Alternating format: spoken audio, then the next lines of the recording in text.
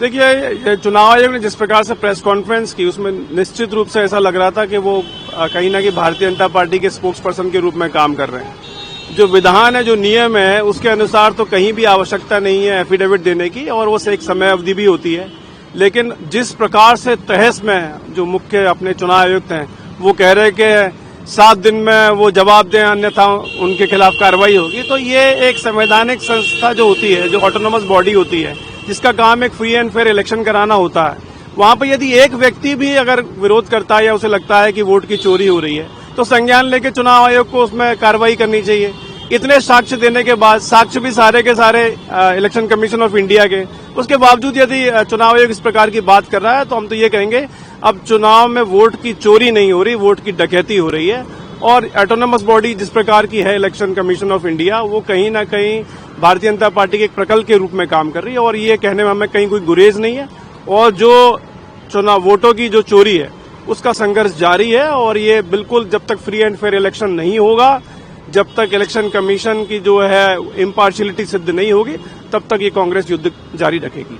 Election commission कह रहा है हमने एसआईआर इसीलिए गठित किया था कि कोई भी शिकायत जो संशोधन का विषय ही है सर।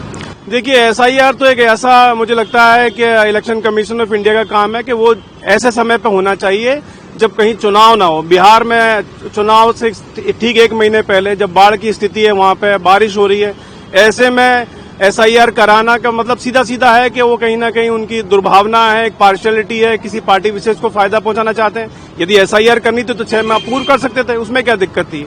और एसआईआर का बहाना ले रहे हैं, कहीं वोट जोड़ रहे हैं, कहीं वोट काट रहे हैं, तो ये तो निश्चित रूप से मुझे लगता है कि भारत के गणराज्य में प्रजातांत्रिक व्यवस्था पे सीधी सीधी चोट है, और वोट का जो एक व्यक्ति एक वोट का जो अधिकार है, उस पर भी सीधा सीधा आघात है। देखिए कि कांग्रेस 5 साल जनता के बीच मैदान से गायब रहती है। जनता के बीच जब आप रहोगे नहीं, जनता के सुख दुख में आप शामिल होगे नहीं, तो जनता वोट आपको देगी नहीं, तो वो अपने हार की कमी खुद की तो स्वीकारेंगे नहीं, आरोप प्रत्यारोप करेंगे। वही इनका ये सोच है। ना तो वोटों की चोरी डकैती कल थी, ना आज है। जहां जीत जाते हैं वहां क्या होता है, कर्नाटक जीते थे ना, जहां हार जाते, जब 1 साल 5 साल काम करने के बाद जनता इनको 10 साल दूर कर देती है।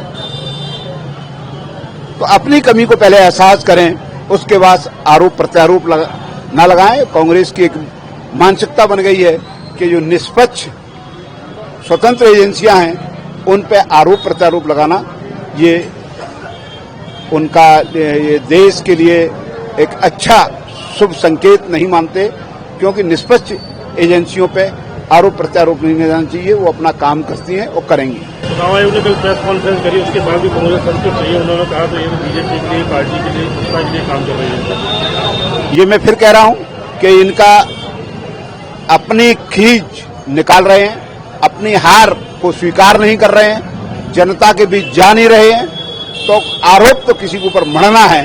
और मैं फिर कहता हूं कि ये कांग्रेस अपना जनाधार खो चुकी है।